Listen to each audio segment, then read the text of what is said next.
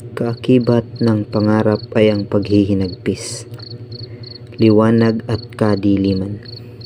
Sa kadiliman ay siguradong may nagpapawis, nagmamakaawa at hindi na ako makapaghintay sa liwanag at kung kailan wala ng liwanag. Kaya't sa aking mga kaaway, huwag ninyo akong salingin.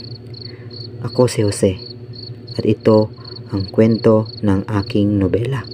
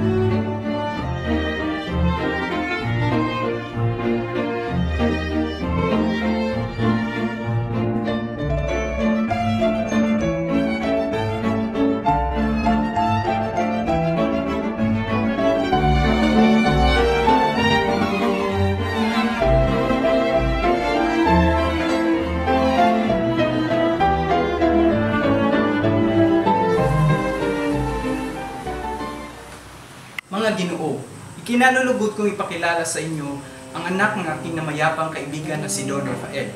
Siya ay si Juan Crisostomo Ibarra. Nagmula siya sa Europa. Sinundo ko siya sa kanyang paglalakbay. Magandang gabi po sa inyong lahat. Kinagagalak ko pong makarating dito at makita kayo mga Ginoo at Ginang.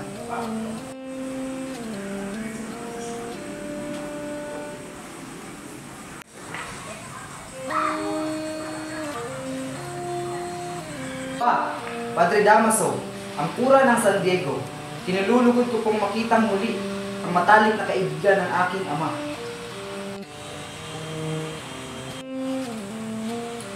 Mukhang nagkamali ako. Patawad ho, Reverensya. Hindi ka nagkakamali.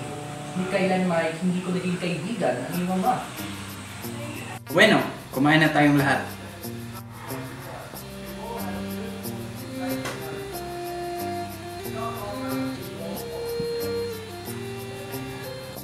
Ilang taon ka nawala sa aking bayan, Sr. Ibarra? 7 taon po, Ginang.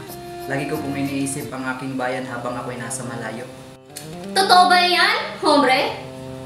Opo, Doña Victorina. Kailanman ay hindi ako nakalimot sa ating inang bayan. Bukod sa Espanya, ay wala na akong naibigan kundi ang aking bayan. Pagkatapos ko po kasing mabasa at mapag-aralan ang kasaysayan at kultura ng ibang bansa, ay nakalimutan ko na rin ang magagandang alaala sa bansang iyon. Kung ganon, ay isa kang bulag na hangal, iho? Bakit ka pa nagsasaya ng pera at pumunta ng Europa at yan lang ang iyong nakita?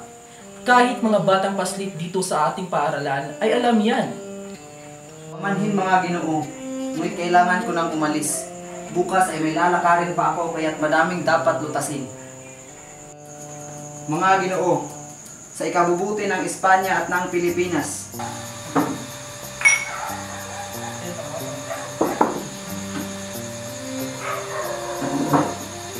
Buenas gracias sa hapunan, Kapitan. Walang anuman, Ibarra. Patnubayan ka ng Panginoon sa iyong paglalakbay.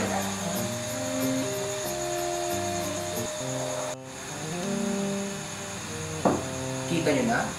Yan ang kasamaan ng kaugalian ng pag-aaral sa Europa. isang mapapataas na Crisostomo Ibarra.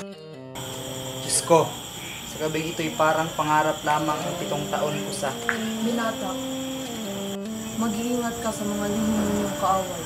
Ang nangyari sa inyong ama ay dapat maging isang aral sa inyo. Pagpatawad po ninyo't sa wari ko'y napamahal sa inyo ang aking ama. Ngunit sa aking pagkakabatid ay wala ako o ang aking ama ni sino man na lihim na kaaway. Madalas, ang sobrang kapanatagan ay nagdadala sa atin sa ilang kapahamakan. Hanggang sa huling hininga ng inyong amang si Don Rafael, ay hindi siya makapaniwala na mayroon pala siyang nagtatagong mga kaaway. Ngayon ay alam ko na kung bakit si John Tiago ay nag-aalangan na magsabi sa akin kung anong totoong nangyari sa aking ama. Ngunit bakit siya nakulong sa piitan? Ano ang kanyang kasalanan?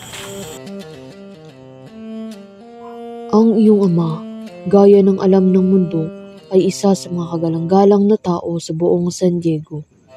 Ngunit kinaiinisan at kinamumuhian rin siya ng iba sa kanyang mga kababayan. Dahil sa siya ay may naiibang filosofiya mula sa nakararami, pinapalagay ng mga kaaway niya na siya ay isang erehe at pilibustero. Mula sa pulpito ng simbahan ay kinakalat ni Padre Damaso ang kanyang mga pasaring sa iyong ama. Minsan ay may isang alteryero na nangungulekta ng tributo sa mga mamamayan. Ang alteryerong ito ay mangmang at hindi marunong magbasa at sumulat. Galit ang mga tao sa kanya dahil sa kanyang kalupitan. Upang makaganti, ang ibang mga mamamayan ay kasama ang kanyang kapatid ang nanloko sa kabesa. Nakita noon ng ama mo ang nangyari, kaya't sumaklolo ito sa mga bata. Nakita iyon ng mga tao. Sinakluluhan nila ang artilyero at naidala sa paggamutan. Kinalaunan ay namatay ang artilyero na siyang ikinakulong ng iyong ama, Ibarra. Patawad po, ngunit kailangan ko nang umalis. Ipauubaya ko na lamang kay Kapitan Tiago ang iba pang nangyari upang kanyang ikwento. Muchas gracias, Teniente, sa pagbabahagi mo ng nalalaman mo tungkol sa aking ama. De nada, Senyor Ibarra. Mahabaging Panginoon ang halina. Ano kaya ang dahilan ng kanyang pagkahuli?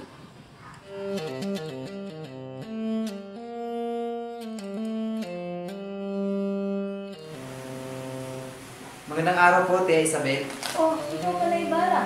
Nais ko po sana makausap si Maria Clara. Nandyan sa loob. Halika. Halika. Como estas, Ibarra? Salamat naman ay napadalaw kang muli sa aming tahanan. Magandang tanghali po, Don Tiago. Maaari mo ba makausap ang iyong anak? Abay sige. Clarita? Clarita? Nais kang makausap ni Ibarra. Isabel, sunduin mo nga siya at malamang nag-aayos yun o kundi kaya'y nahihiya.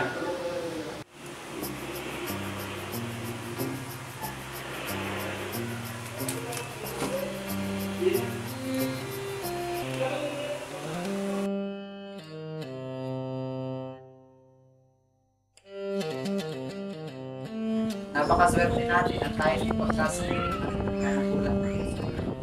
Dahil kung hindi, ay kailanman hindi na ako makapahanap pa ng ibang babaeng katulad mo.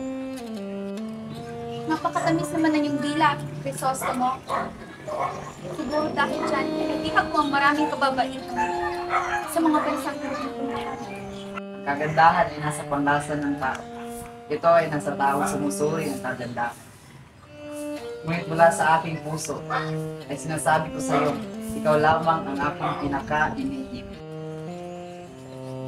Patawad aking sinta, ngunit kailangan ko ng isali ng iyong piling. Bukas ay Todos los Santos, kaya kailangan kong pumunta ng sementeryo upang dalawin ang putod ng aking ama. Naintindihan ko, Ibarra, naway makapaglakbay ka ng ligtas at pinsan. Paalam, minamahal.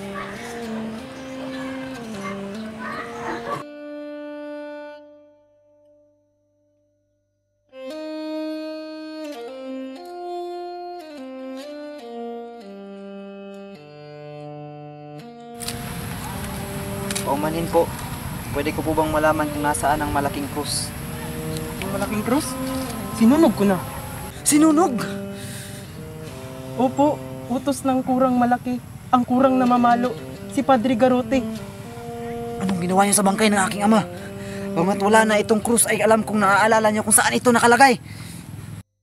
Ginoong Ibarra, ganito kasi yun. Inutos po sa akin ng kurang malaki na ilipat ang iyong ama sa sementeryo ng mga inchik dahil yun ang nais ng pamilya ng namatayan. Naisipan naming itapon na lang ang iyong ama sa sapa sa kadahilan ng kami ay nabibigatan.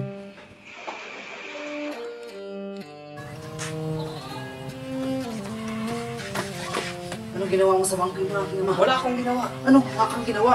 Wala akong ginawa. Hindi ako ang kurang para mga panahon yun. Si Damaso!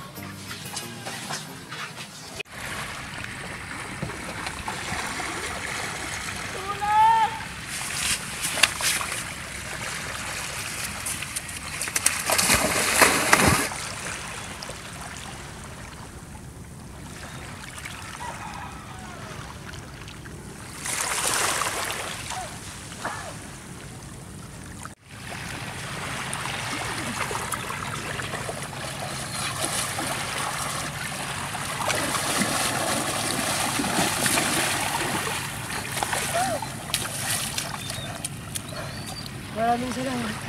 Maraming salamat, Ginoo. Utang ko sa'yo ang aking buhay. Ano ba naman? Ano pangalan mo? Ako si Elias. Ako si Crisostomo Ibarra.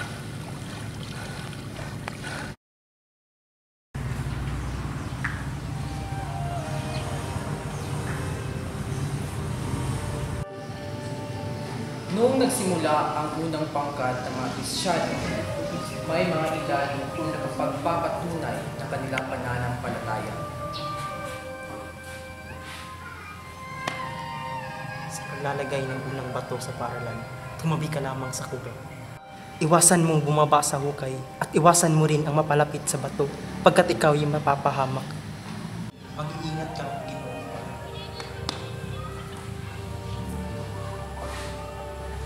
Maraming salamat sa lahat ng dumalo para sa San Diego.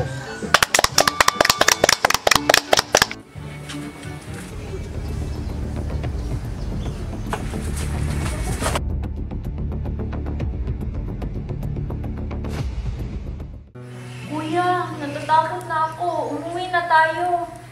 Tiyak na hindi pa payapa ang inay na pinapalo ako. Kung magkakasakit ako'y aalagaan ako ni inay at hindi na ako papabalikin sa kumbento. Ikaw rin dapat, kuya. Di tayo maaaring magkasakit. Crispin, mamamatay tayo sa gutom. Magkano ibabayad nila sa atin, kuya? 2 piso. Malaki ang patas dahil sa paulit-ulit ng multa. Kuya, bayaran mo na lang ang sinasabi nilang kinuha ko para hindi na nila tayo pagbintangan. Kuya, natatakot ako. Baka patayin nila ako. Tahan na. Umuwi na tayo dahil nagluto ang inay na masarap na pagkain.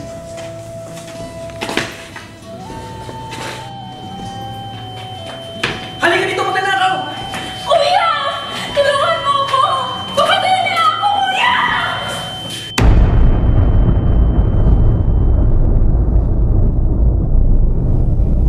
Hindi mo ba hihintayin ang mga anak mo? Sabi ni Filosofong Tasio, nakakabasa na daw si Crispin at Basilio. At mag-uwi sila ng kanilang sahod. Itabi mo na ako ng piso. Inay! Inay! Dito! Inay! Inay! Oh, anak! Ano nangyari sa'yo? Huwag na po kayo mag-alala, inay. Nasaan si Crispin, anak? Si Crispin po, inay. Naiwan po sa kumbento.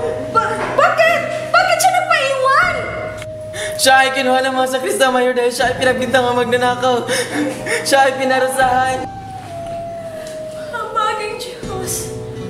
Iligtas niyo po ang anak ko. Halika! Maawa po kayo, kurang! Maawa po kayo! Maawa po kayo! Maawa po kayo, kurang! Patayuin niyo yun! Pwede si Pin! Tayag po! Maawa po kayo! Wag po! Hindi po ako magnanakaw, kurang! Hindi po! Maawa kayo sa akin! Anong hindi magnanakaw? Hindi po!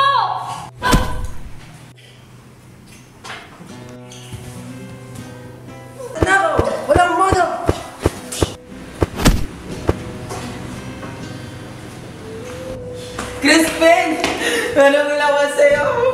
Crispy! Anong ginawa na sa'yo?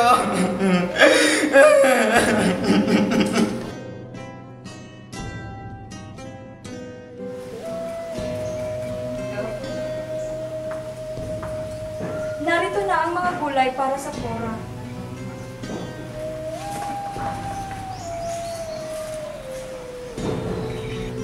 Maaari ko bang makausap ang Cora? Hindi siya maaaring abalahin ngayon dahil may sakit siya. Kung ganoon, nais ko sanang makita ang aking anak na si Crispin. Si Crispin, di ba ba't umuwi na siya sa inyo? Si Basilio lamang ang nandoon. Kaya ako naparirito dahil nais ko sanang makita at makausap ang aking anak na si Crispin. At ipaalam kang Cora para kunin ko na ito. Naiwanan nga siya dito, ngunit matapos makapagnakaw ay tumakas na din. Naisuplong na siya sa mga gwardiya sibil kung kaya't anumang oras ngayon ay pwede nadakpin ang iyong anak. Isang inang walang magandang turo sa anak. Hindi totoo yan! Crispin! Basilio! Mga anak ko! Nasa Crispin! Basilio! Mga anak ko! Basilio! Mga anak ko!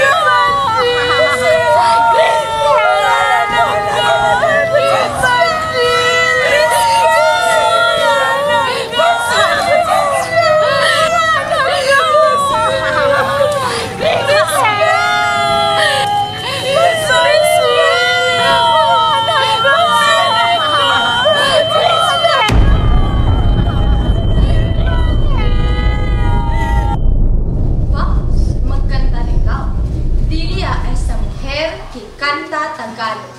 ¿Él no me entiende? Hace no falta ser español.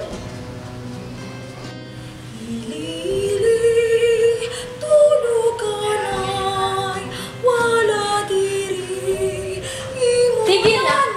Huwag ka na kumanta. Nakakahapis sa akin ang kantang iyan. Ngayon, gayahin mo ako. Baila! Baila! Baila! Baila! Sayaw! Baila! Baila! Baila! Baila!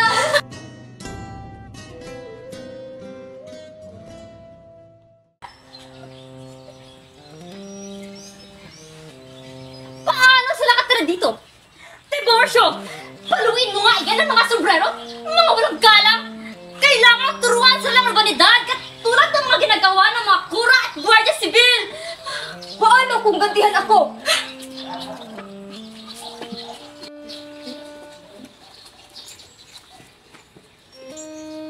Hey! Naiinggit ka ba sa akin? Umuwi na tayo, huwag mo na siyang pansinin. Hayaan mong turuan ko ng letsyon ng babaeng ito! Hindi mo ba ako kilala? Hindi mo ba alam na ako ay hindi taga-lalawigan at ako'y taga-Manila? Hindi nakakapasok sa aking bahay ang mga alpares dahil hanggang sa pintuan lamang sila! Siya nga ba? Talaga ba?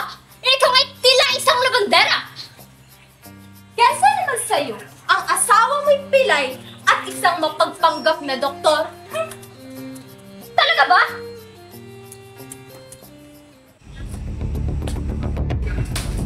Wala kang hiya! Mas wala kang hiya! Magsitigil kayo! Magsitigil na nga kayo! Napakalaking hiya ng skandalong ito! Huwag kang makialam dito! Mabuti pa dun, Tiborcio, ay iuwi mo na ang iyong asawa! Ngayon din ay luluwas tayo ng Manila upang harapin ang petang general! Sana ang pantalon mo't parang hindi ka lalaki! Alam mo namang pilay ako! Tayo na! Bilis! Alam mo ba, senyor, ako'y nagandahan sa iyong ginawang paaralan? Oo naman. Ginawa ko lamang ang aking makakaya upang maipatayo ang paaralang iyon. At bakit hindi niyo patuloy ang inyong pag-uusap? Nabanggit lamang ni Ginoong Crisostomo ang mga taong nakatulong sa kanya gaya ng arkitekto at reberensya. Nakakatawa ang isang taong kumukuha ng serbisyo galing sa isang arkitekto. Nagpapakita lamang ng kamangmangan ng isang Indio na nagdulong-dulungan. Ako nga lang ang gumawa ng disenyo ng simbahang iyan. Subalit ang pinapatayong gusali ni Ginoong Crisostomo ay nangangailangan ng eksperto. Eksperto? Ang paaralan ay binubuo lamang ng 4 na pader at isang bubong na sawali. Sandali lamang, Padre Damaso. Pagbabayad ang lahat. Ngayon pa lamang ay pinarurusahan na ang ama ng isang ulupong. Namatay sa isang bilangguan at ni walang mahigaang. Walang sino mang maaaring umalipusta sa aking ama. Itong paring ito, isang paring walang galang, walang utang na loob, isang demonyong nagbabanal-banalan, kaya siguro dapat ka nang mamatay. Huwag, Senyor. Huwag niyong hayaan ang iyong sarili magkasala sa Diyos. Magdasal ka na sa lahat ng santo, Padre. Tignan natin kung dugo o lusa ka dumadaloy sa iyong ugat. Jesus mo ba? Para sa tao ka sa kanya.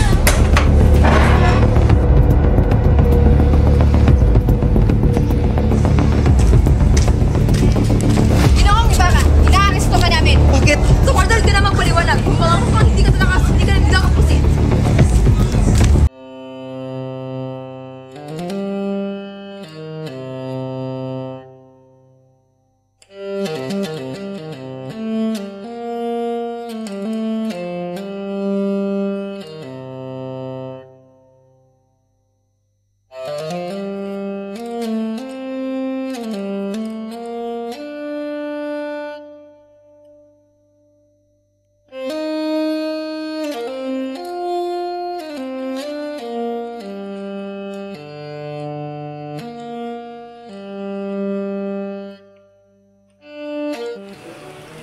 Alam niyo ba na si Maria Clara ay isang magandang binibini na nagdala ng kabaitan sa bayan ng San Diego?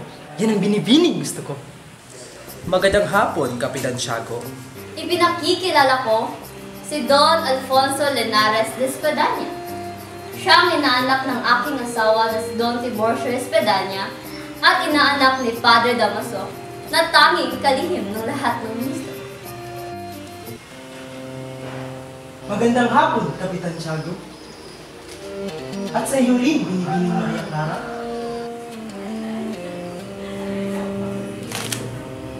Nais hingi ni Alfonso ang kamay ni Maria Clara. Pumapayag ka ba rito, Kapitan Tiago? Walang problema iyan sa akin, Padre Damaso. Alang-alang sa aking anak. Ayoko, Ama. Labis akong tututol. Si Crisostomo Ibarra lang aking napahal at hinihintay ko yan sa kanyang pagbabalik.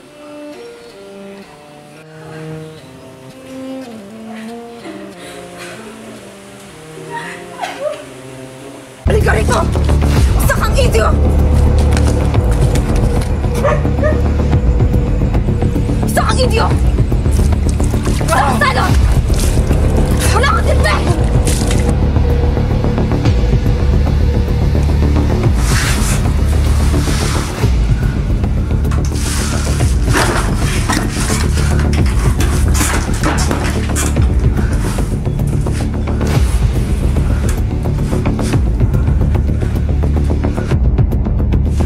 Wala niyo ako!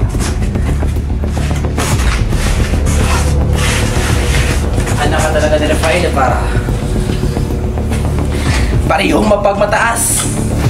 Kaya walang dudang parehong-pareho kayo nasasapitin. Hindi na ako makapaghintay na itapon ang iyong bangkay sa dagat. Warrior Speed. Singayin na. Huwag na huwag mong babastusin ang aking ama. Dahil kung mas titimbangin, kayong mga fraile at totoong mga demonyo! Isang salot na indio!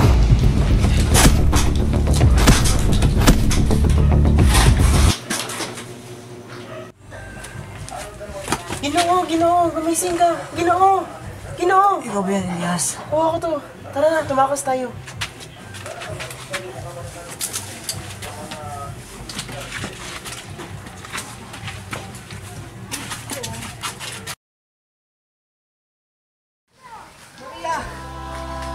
Maria Clara!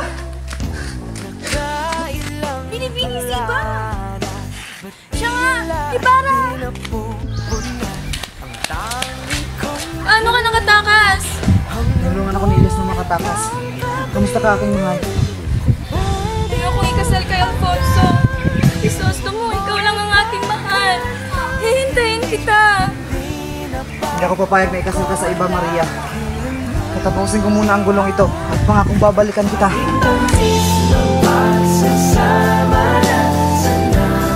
Hanap-hanap ka mo, ako na lang ang natira.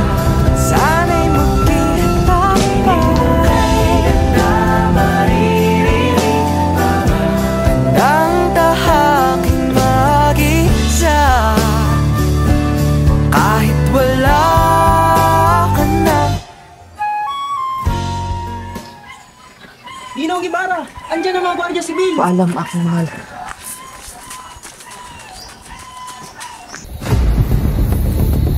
Ibarra, halika na. Tayo tumakas na. Ibarra.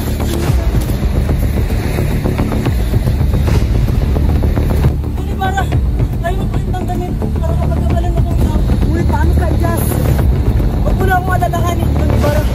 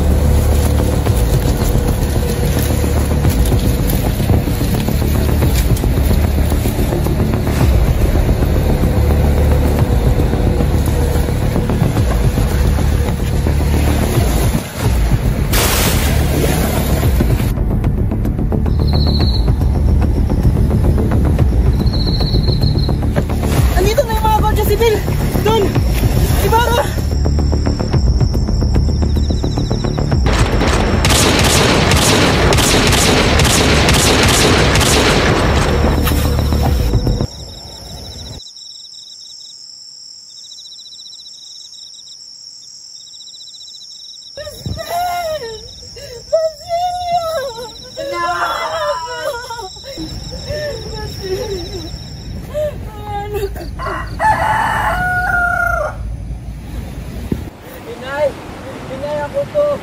Si Basilio ang anak mo. Inay! Inay!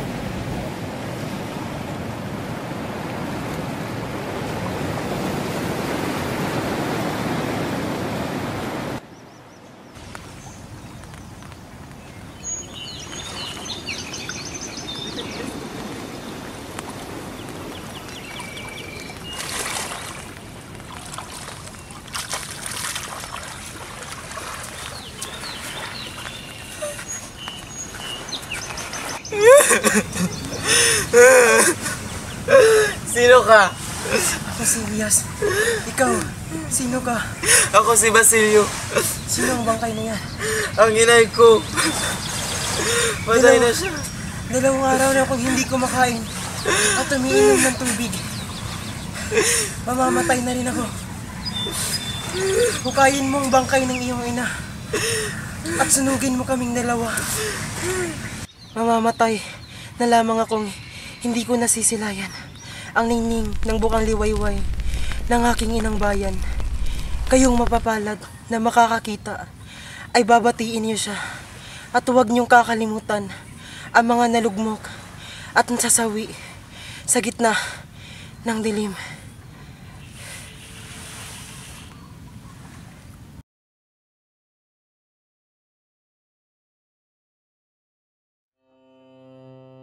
Nalulong sa opium si Kapitan Tiago.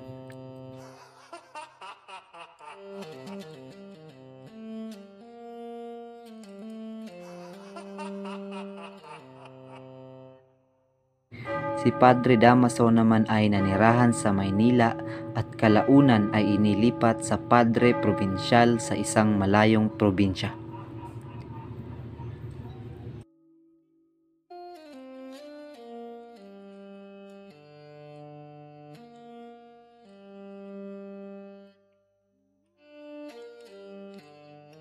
Ngunit kinabukasan ay natagpuan siyang patay sa kanyang kwarto. Ayon sa pagsusuri ay bangungot ang sanhi ng kanyang pagkamatay.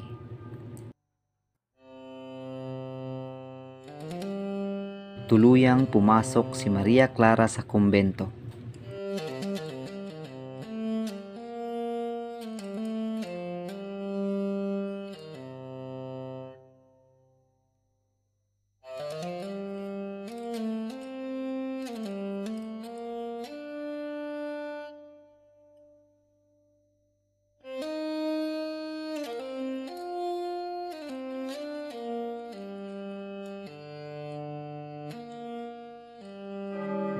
Habang hinihintay ang pagiging obispo, si Padre Salve ay pansamantalang nanungkulan sa kumbento ng Santa Clara na pinasukan ni Maria Clara.